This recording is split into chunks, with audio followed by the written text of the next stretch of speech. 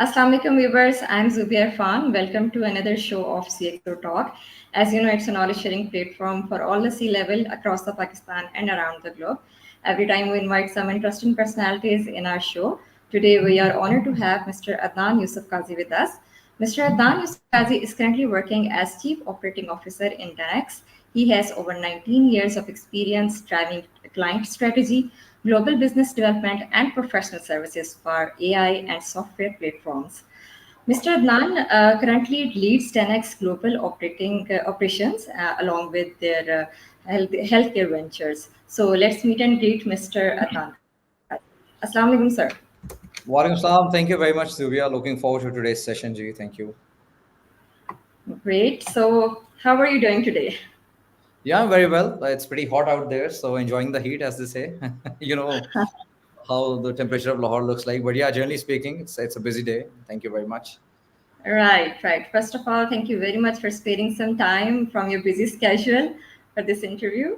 My pleasure. No issues at all. Okay. So, Mr. Adnan, could you please give a brief introduction to our viewers about yourself and your role within your organization? Yeah, so I'm working as a global chief operating officer at TenX AI, and TenX basically is an award-winning, globally recognized artificial intelligence and professional services firm. So basically, my role actually involves looking after the growth strategies across different countries, different continents.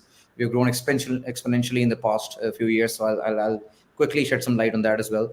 In addition to the sales and business growth, I'm also looking after the professional services as well. So we've got the Right. huge team globally located, which is looking after the customer engagements, because we are basically a professional services organization, especially focused on tech solutions like AI, business intelligence, data analytics platforms, and software engineering as well.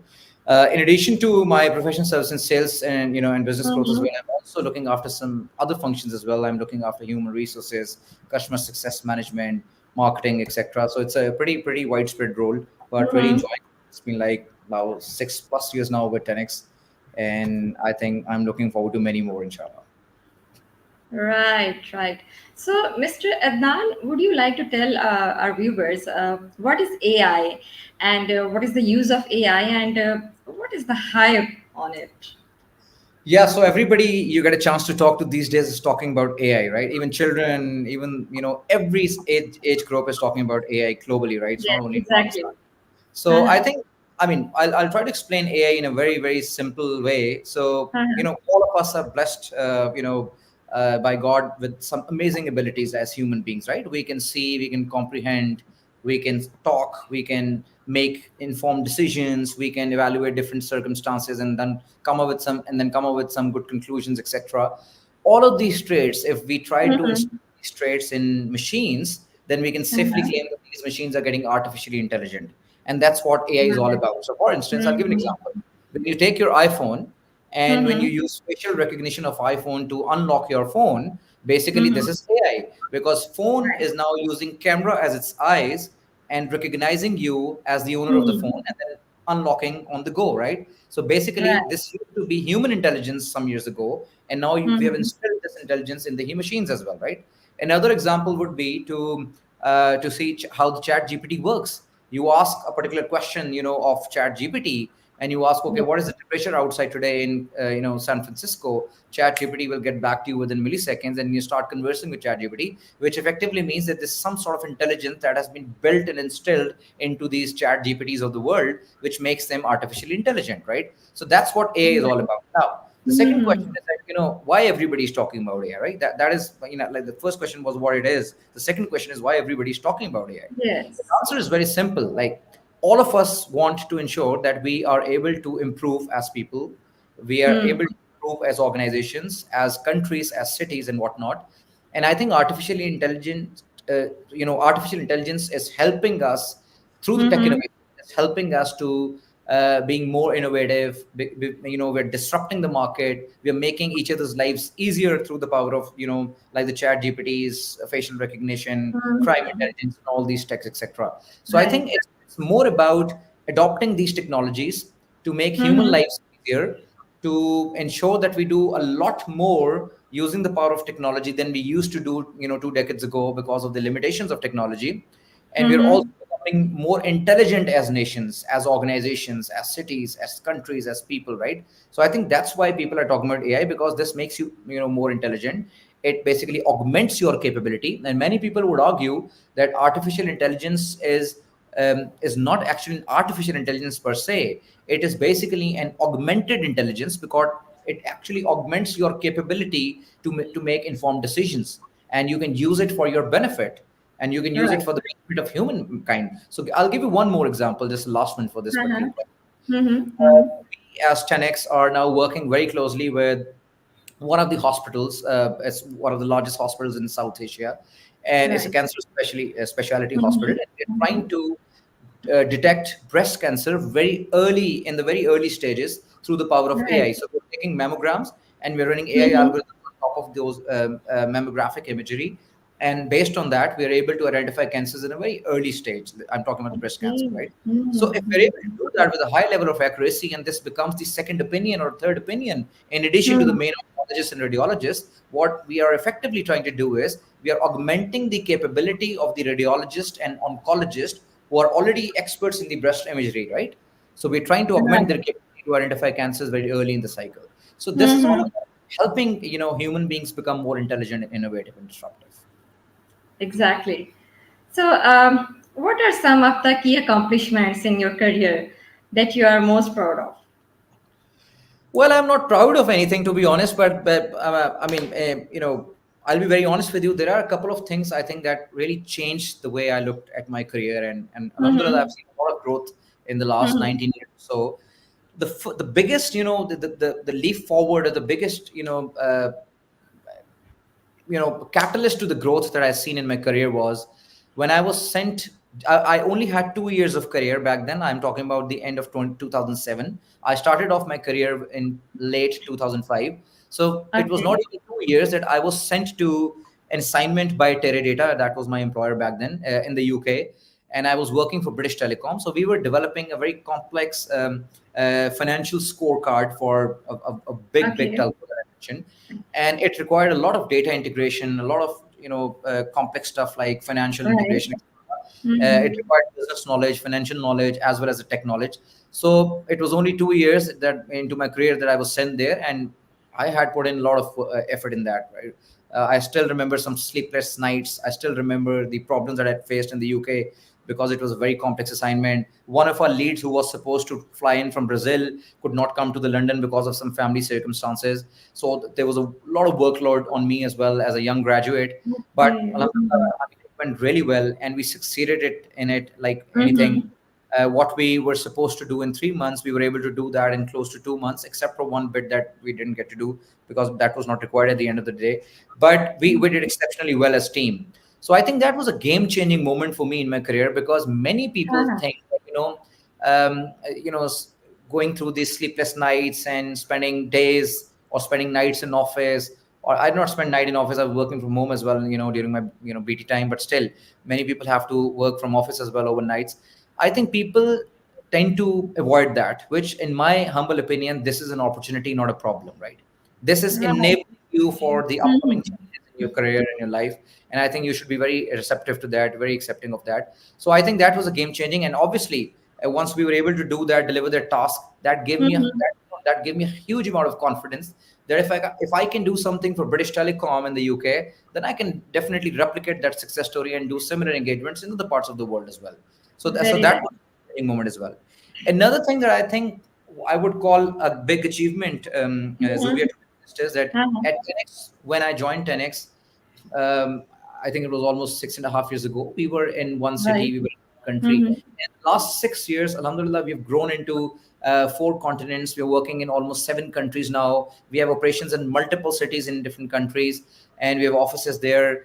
We have seen exponential growth in our workforce. We're working with large enterprises as well as small enterprises as well as startups as well. So this the spectrum and the depth of our clientele is Hmm. very diverse and very dynamic, I must say. So I think in the last 6.5 years, we have worked as one team. I'm not the only person responsible for this growth. Alhamdulillah, we have an amazing team of people. We have an amazing executive leadership team as well at TenX. But I think collectively as one team, the journey has been so exciting and full of Hmm. accomplishments. I genuinely believe that this has been one of the best experiences for me. So I think these are just I'm just trying to share some insights into what I call as accomplishments in my life, in my professional career. So Wonderful. Mr. Adnan, what are the biggest challenges you have faced in your career, and how have you successfully overcome them? challenges, I mean, obviously, everybody would face challenges when they are climbing the professional career path. One of Yes, the challenges is that obviously there are very different organizations existing in the market, right? They're very, very big organizations, and at times organizations get political as well, right? There's a lot of competition out there as well. So in one of the companies, I won't name it, it was a huge uh-huh. organization, but I won't name it. But I saw some politics there, right? There was sense of competition, but there's a fine line between being competitive and then becoming political, right? So in that organization, I generally believe that people cross that line over and they became unintentionally or intentionally, I wouldn't question their intention, but they became political. And that was really Right, disturbing because it hinders your, productivity. It actually diverts the attention from being productive and being innovative and being, right, focused on contributing to your company to something that is not needed, to how to overcome the political scenarios, how to resolve the conflicts that shouldn't have been existing in the first place. So I think one of the biggest challenges is that in some Mhm. corporates, extremely large organizations, you get to see some politics, and that's really important for you to in the very Right, early stage of career. It's very important for you to actually learn the skill to actually ignore those politics and focus on your work and deliver to the to the best of your abilities and beat the expectations. And once you start doing that, then your credibility comes in, your repo starts building, and that's when even the political people in the organization cannot challenge you, because everybody knows now that okay, a person ABC is delivering, exceeding expectations, customers are happy, he's extremely focused, and he doesn't give anything any damn about what political scenarios are going on around him. So that's one thing. The second thing that I've seen is that even at 10x, once you grow exponentially, Zubia, there are uh-huh. a lot of challenges. You need to learn things that you haven't learned in the past. So Right, every time you're trying to solve a new challenge, which no book will tell you how to solve, no mentor will tell you how to solve that, and you exactly. have seen in your previous, stages of your career as well how to solve those challenges. So you need to go through that and learn on the go. And at times that requires more time from you to be invested in. At times that requires you to be extremely resilient when it comes to, being patient with those challenges coming to you and hitting you like anything, and you're trying to avoid them and making informed decisions, in such scenarios. Last thing, I think another important thing is as your teams grow, there's a natural tendency that when you grow in terms of your number of people, there's a probability or a likelihood that conflicts will arise, right? Because no two Right. people are the same, right? You and I can have a conflict, me or somebody else can have a conflict, because we have different natures, we have different working style. Our intentions may be 100% good, but still, even Right. despite our intentions being good, we still face challenges because we have different personalities, or we are Exactly. wearing a different lens altogether, right? So at times Hmm. conflict does not mean that one person is bad or the other person is right, to be honest. Conflict means that there's a situation when you are not able to understand the problem, or you're not able to put yourself in others' shoes, and similarly, Right. the other person is not able to wear the lens that you're wearing, right? So you need to intelligently resolve these conflicts and become Hmm. so intelligent about these things, that where to actually where to let go of, or where to actually take seize control of those arguments, etc. So I think the conflict resolution is another thing that I genuinely believe is extremely important, and is one of the biggest challenges in the corporate world. Very right. Very right. So, how has leadership played a role in your success? And do you believe your leadership is having a positive impact on your team? Absolutely. Leadership, I mean, Zubia, I'll be very honest with you. Everybody has their own leadership style, right? And I can't force anybody to adopt mine. I can't adopt anybody else's because it's working for them, because it may not work for me, right? To be honest. So my Right. leadership style is pretty open. I Right. am, if you try to define it, my leadership style is more collaborative and empowering. I Okay. don't believe in micromanagement. I want people to learn Mm-hmm. to make decisions, and I want to enable them, right? Yes, there are some examples where I do micromanage, but that is when I am Mm-hmm. not able to trust that person, he or she, who's leading a task, and I feel that I need to jump in at this point in time to ensure that the business Okay. don't suffer at the end of the Hmm. day. But generally speaking, if I'm happy with the person leading something, I will try to enable them fully, and I will not even try to bug them during their day-to-day tasks, because I don't believe in a micromanagement way of leadership. And when I say it's collaborative and open, I think I genuinely Mhm. believe in giving people that openness to make hard decisions, to make innovative Mhm. decisions, to think out of Mhm. the box. I know that at times when they're trying to go out of the box, they may fail, but I don't, Right. pressurize them that they shouldn't be failing, because I know even if they fail and if the impact to organization is not too big, I'm willing to take that risk, because this will enable that person to build that confidence in his personality that yes, I can take hard decisions. I will fail in 2% of the times. I will succeed in 98% of the times. And that's how their personality develops. So, in short, I think I believe in a very collaborative and open style of leadership. Very right. Very right. So, how do you manage to maintain a healthy work-life balance? So, yeah, I think it was 6 or 7 weeks ago, or perhaps older than that, that I once posted something on LinkedIn about work-life balance, and I'll try to share my thoughts on that, because that's what I shared online as well. One of the best ways to describe my thoughts on work-life balance issue is in the words of I think it was the former CEO of General Electric. I think Jack Welch is the name. I may be Right. kidding, but I think Jack Welch. What Mr. Welch said was that there's no such thing as work-life balance. Yes, there are work-life choices. You make them, and then you know the consequences. So what I'm trying to say here is that nobody is forcing you to disrupt your work-life balance. If somebody Right. is going extra mile for corporate world, they know they're doing it for the promotions. They know they're doing it to excel in their corporate world. They want, they want a healthy life for their family. They want whatever benefit they want to extract out of it. They try to struggle for that, right? And if you want to come Right. home, if you want to come back at 3 p.m. in the afternoon, yes, do a government job and come back at 3 and sign a few files and sit and relax, right? Nobody's forcing you to disrupt your work-life balance. And and Exactly. and then there are consequences. That's why Mr. Well said that it's work-life choices actually. You make them and you know Mhm. the consequences. So I'm well aware that if I have to adopt an extremely competitive corporate world somewhere in Manhattan Mhm. and and I'll be coming back at 11 p.m. on daily basis. It is my choice. Nobody's forcing me into that. That is number one. Now, secondly, I may be sounding that I'm forcing anybody to do private sector jobs and come back at 11 p.m., become banker or something. No, I'm not doing that. What I'm saying is at least be aware that nobody's forcing you and Mhm. it's your choice, right?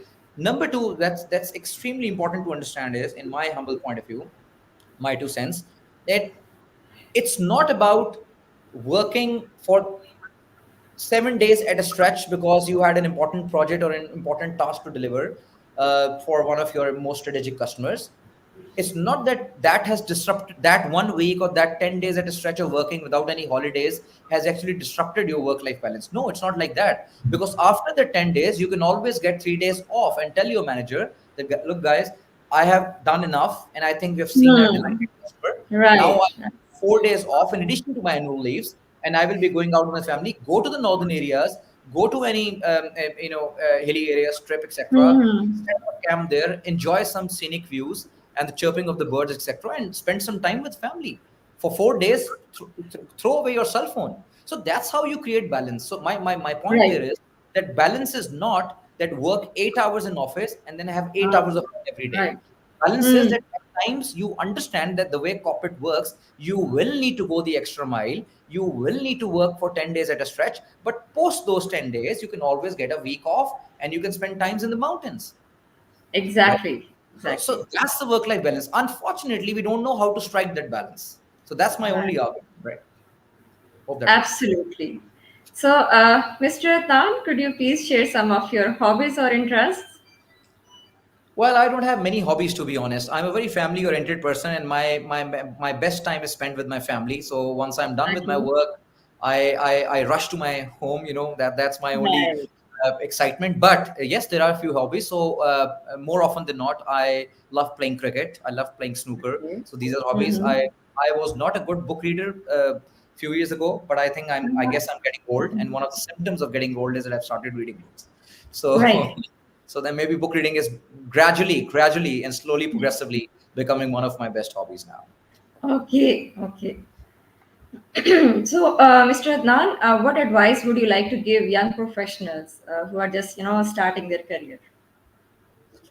Zubia, I think I mean, a couple of things to be honest, and I'll try to be precise here. One is that, in addition to your aptitude, which is developed with your studies and your SAT scores and A levels and bachelors in the universities, etc., you've gone to, but in Uh-huh. addition to your aptitude, you need to focus on your attitude, because if you don't have the right attitude, I think there's no use of aptitude at all.